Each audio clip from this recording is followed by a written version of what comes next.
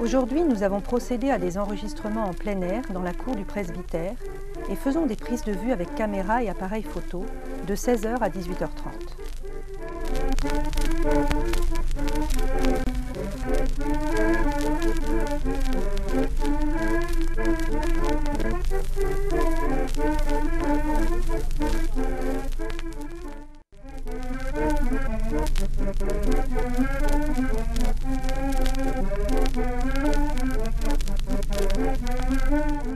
D'après Madame Le Gall, épicière d'environ 60 ans, les danses d'autrefois étaient le tour, la ridée et le bal à 4. Le bal à 2 était fort mal vu dans sa jeunesse. Sa sœur, Madame Pierre, confirme cette opinion sur les bals à 2 et en général sur toutes les danses en couple. Elle dit qu'au moment de son mariage, vers 1924, on commença à danser la mazurka et la polka avec accompagnement d'accordéon. La principale raison du remplacement du biniou par l'accordéon serait le prix très élevé des joueurs de biniou et bombarde.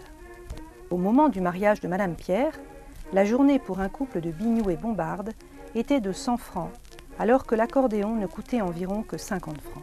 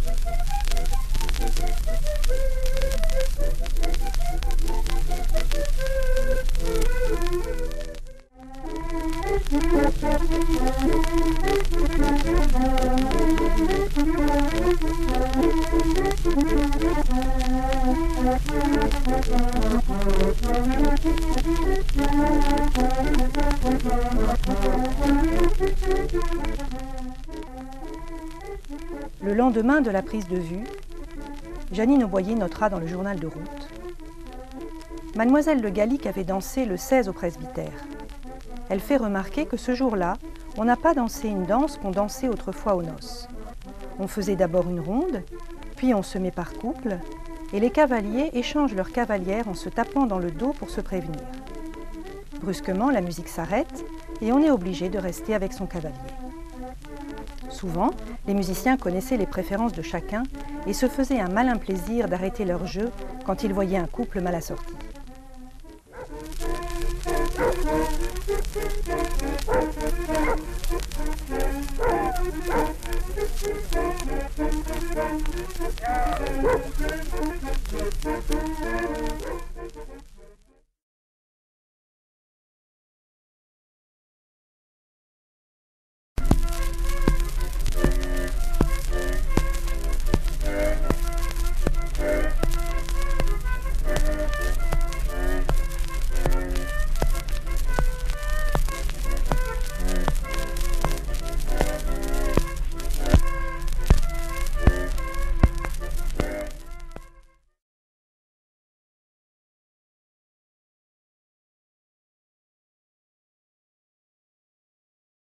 La nouvelle de notre présence s'est répandue dans toutes les fermes de l'Emblatte et tous les voisins sont venus. Mademoiselle Guichon et sa belle-mère ont chanté.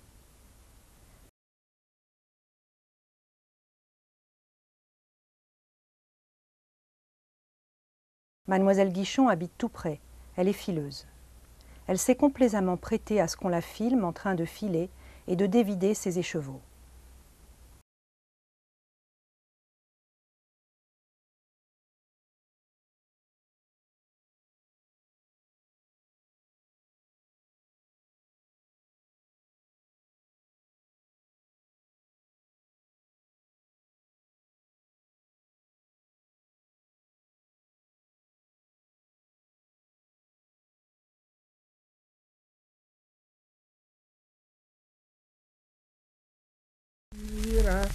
Mayawati sebuenambira Mayawati annambira Mayawati sezenambirma Sayenerli sezenambirma Sayenerli Sayenerli zurpla Yawagazati ziyan Iwamawan zati ziyan Iwamawan Potre Yawang C'est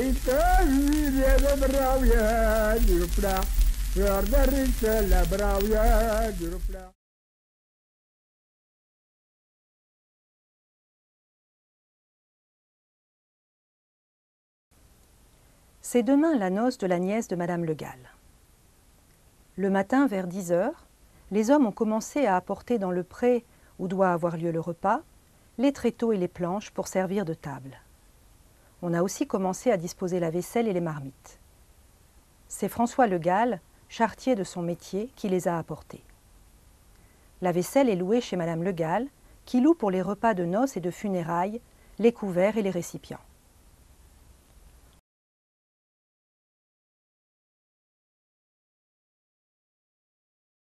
En même temps, les hommes du village plantaient les échelles devant servir de banc.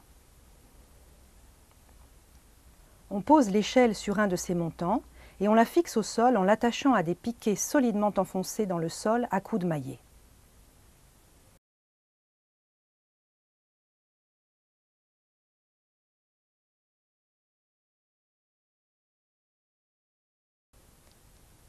Un homme creuse une tranchée pour poser les marmites au nombre de 6, tranchée dans laquelle on disposera les fagots pour faire le feu demain.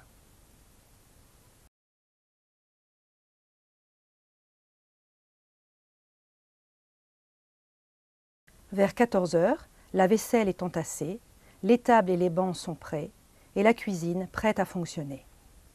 De leur côté, les femmes, dont une est la cuisinière, lavent les légumes.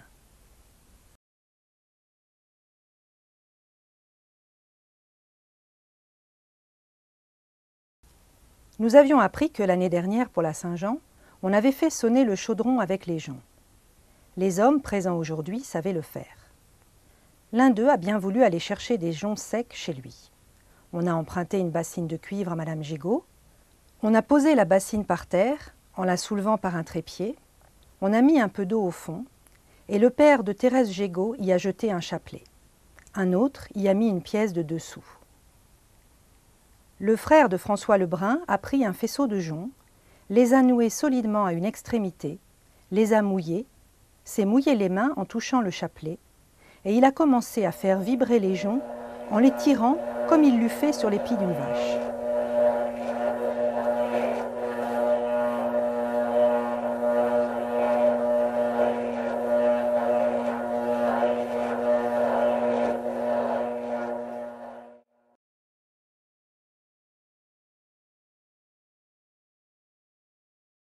Au repas de noces, on a mangé une soupe, 3 plats de bœuf et le gâteau de la mariée qui le distribue elle-même, le tout arrosé de cidre. Puis on a dansé.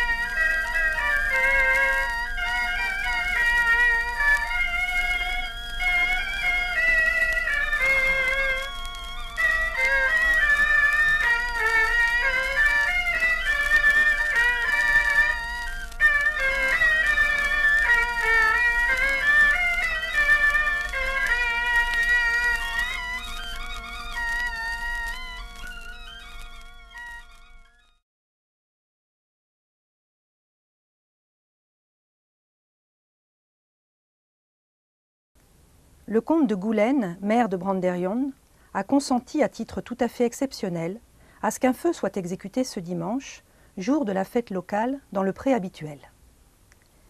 Il y a chaque année une procession de reliques. La procession se forme à partir de la chapelle de Sainte-Anne.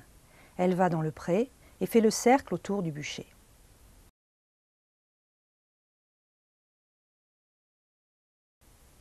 Le bûcher était dressé vers le centre du pré. Il consistait en quelques fagots et le tronc d'un jeune pin. Pendant que le feu brûlait, des joueurs de clairon ont sonné de leurs instruments.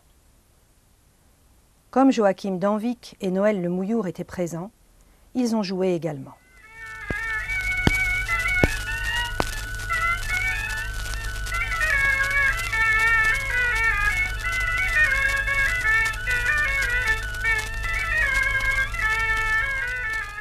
Puis la procession est repartie dans le même ordre qu'à l'aller, mais par un autre chemin, ce qui lui fit accomplir à peu près un cercle.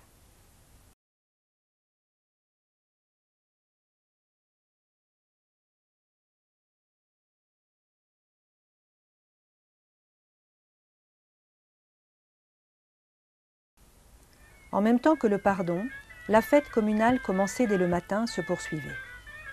À la sortie des vêpres, c'est-à-dire après que la procession fut revenue à la chapelle, le comité des fêtes demanda à nos sonneurs de jouer pour accompagner les concours de danse.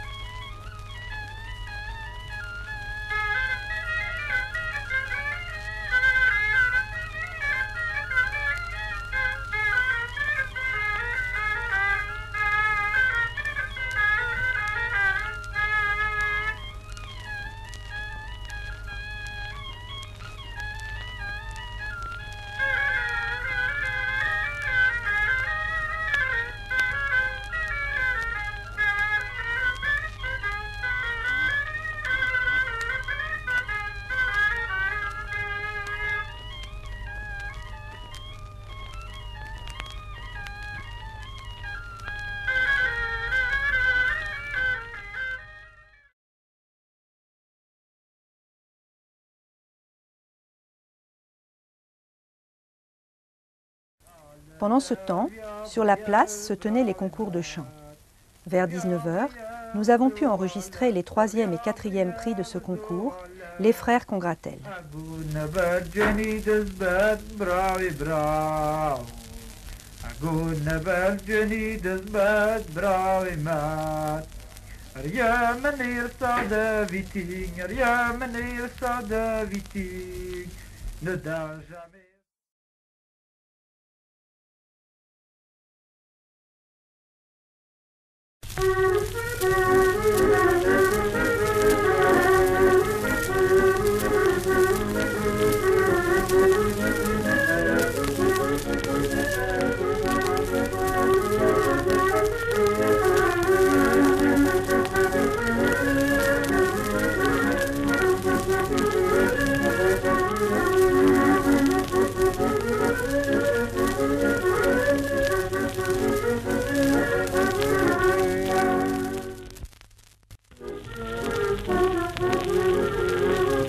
Aujourd'hui, journée à Plogastel-Saint-Germain. À notre arrivée, tous les informateurs étaient prévenus par la bonne du presbytère. Aussitôt après le déjeuner, ils étaient prêts, ce qui nous a permis de filmer des danses et de les photographier. Les danseurs ont été accompagnés par M. Rafalin.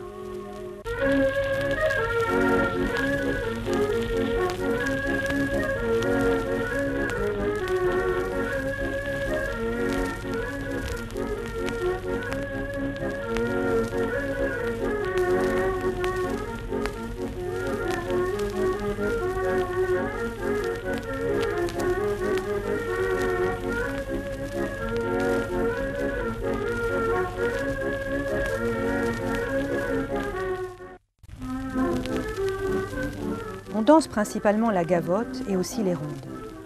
On les exécute lors des fêtes communales, entre autres le dimanche précédant le 14 juillet. Ce sont des sonneurs des environs qui viennent à ces occasions. Les jeunes n'apprennent pas à sonner, ils apprennent très peu à chanter.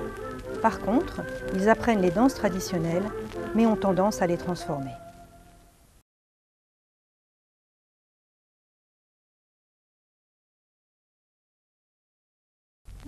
Aujourd'hui, journée à Plonéis. Prise de contact le matin.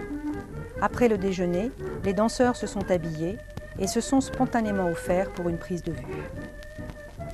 Les danseurs ont été accompagnés par M. René Nédélec. Nous les avons filmés dans le pré de M. Guillaume Dedé.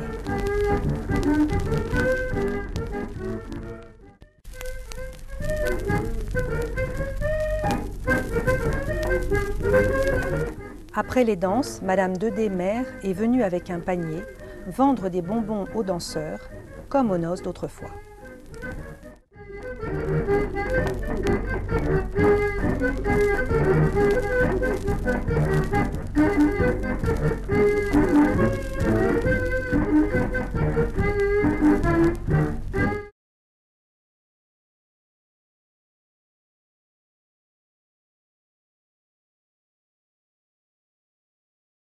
Après l'hôpital de Carré, nous sommes partis au Sein, où nous avons pris films et photos de Madame Ruffel filant à la quenouille.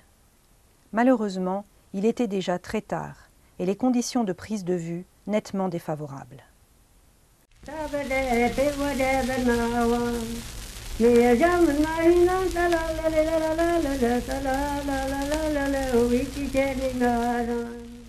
Mais comme la moisson bat son plein, c'est le seul moment où nous puissions réunir les chanteurs et danseurs recrutés par le recteur et les abbés du pays.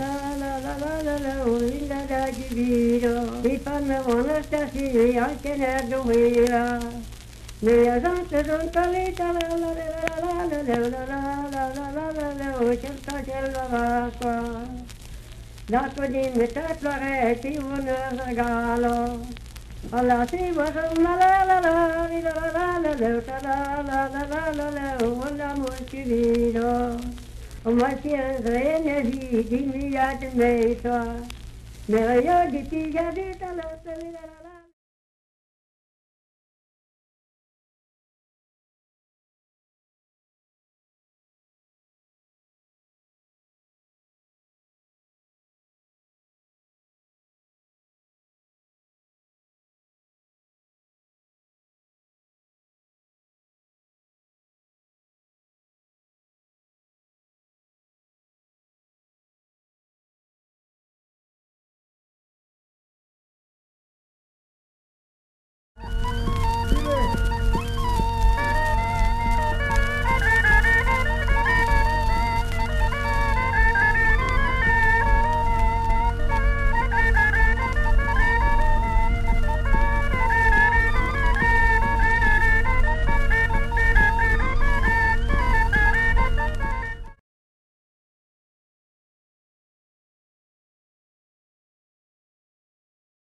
Aujourd'hui, journée consacrée aux Faouettes, où la cour et la salle du patronage paroissial sont mises à notre disposition.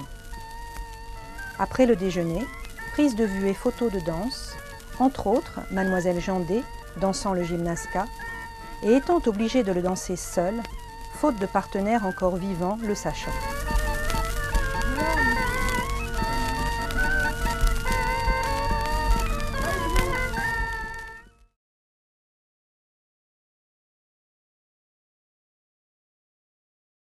Après le déjeuner, photos et enregistrements des sonneurs de biniou et bombarde qui ont accompagné les danseurs.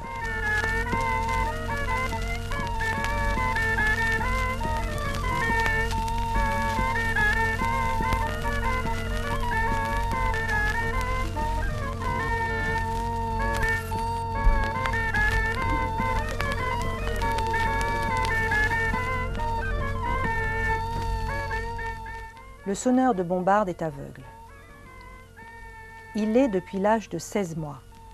Il a commencé par rempailler des chaises, mais des Italiens sont arrivés dans le pays et lui ont fait une telle concurrence qu'il a dû abandonner ce métier. Il se mit à fabriquer des pincettes à braise pour allumer les pipes. On prenait alors du tabac à chiquer. Mais l'usage du tabac à cigarette et des briquets s'est vulgarisé et il dut de nouveau cesser cette industrie. Il se mit alors à composer des chansons bretonnes qu'il vendait sur feuilles volantes, mais bientôt la vogue fut aux chansons françaises. Il devint alors sonneur de bombarde pour toutes les occasions pour lesquelles on utilisait cet instrument. Il avait appris à en sonner avec Nicolas Gerbet, le joueur de biniou, vers l'âge de 17 ans. C'est son métier actuel. Malheureusement, l'accordéon supplante de plus en plus le biniou et la bombarde, et il est sans doute sur le point de changer d'activité.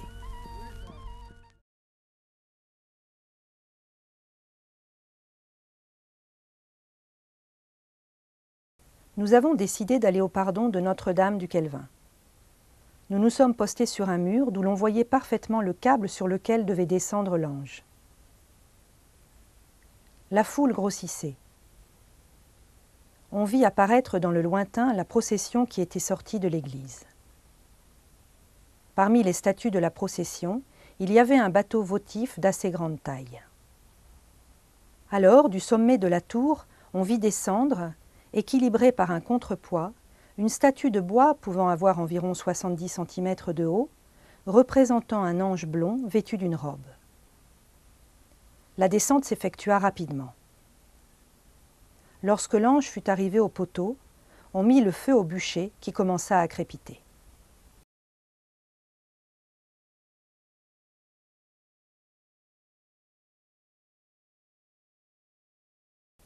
Nous sommes partis ce matin assister à la noce d'Hervé Mahé.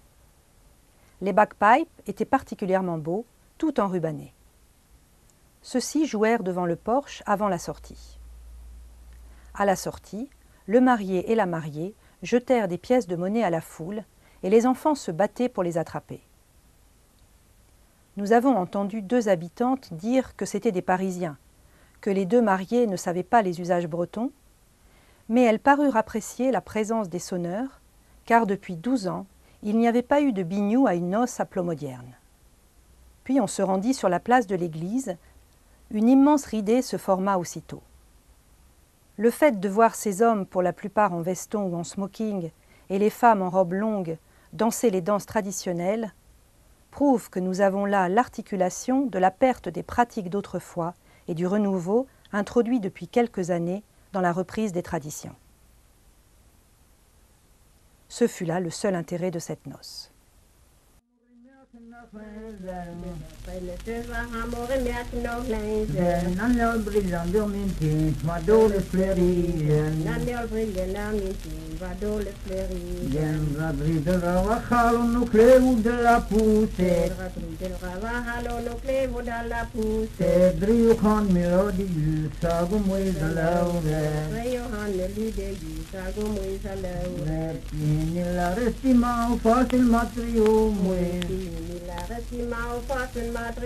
Pues sueño di te sciopito, don te soado l'estre. Sueño di te sciopito, don te soado l'estre. Monsieur che riflessioni vi clevut che mente. Monsieur riflessioni vi clevut che mente. O me straivan bidetta, o bero bali. O me straivan bidetta, o bero bali. O li temeran e fristus en ducer amici. O li temeran e fristus en ducer amici. Che il memola chi va spirete, avon